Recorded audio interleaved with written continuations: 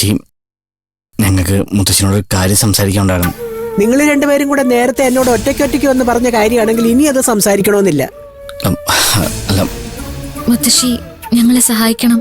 നിങ്ങളെ സഹായിക്കാൻ വേണ്ടിയല്ലേ ഈ സാഹസങ്ങളൊക്കെ ഞാൻ കാണിച്ചത്. എന്നിട്ടിപ്പോ കല്യാണം വേണ്ടെന്നോ? കല്യാണം വേണ്ടെന്നല്ല, ഇപ്പൊ വേണ്ടെന്നാ പറഞ്ഞു. അതെന്താ ഇപ്പൊ വേണ്ടാത്ത? അത് പിന്നെ ഈ ജോലിയൊക്കെ കിട്ടിയിട്ട് നമുക്ക് പയ്യെ ആലോചിച്ചിട്ടാവാലോ. അല്ല പൂജ? അതെ അതെ. എന്താ അതെ അതെ?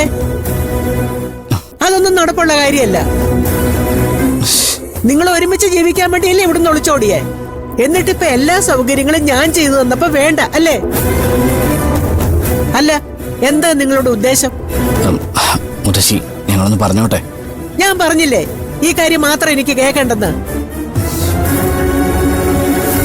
മര്യാദയ്ക്ക് രണ്ടുപേരും കൂടെ പോയി അടങ്ങി ഒതുങ്ങിയിരുന്നോ.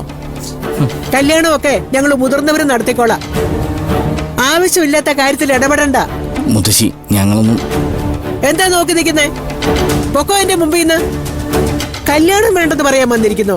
നിങ്ങൾക്ക് എങ്ങനെ ധൈര്യം വന്നു എന്റെ മുമ്പിൽ വന്നു പറയാൻ? പോകാൻ.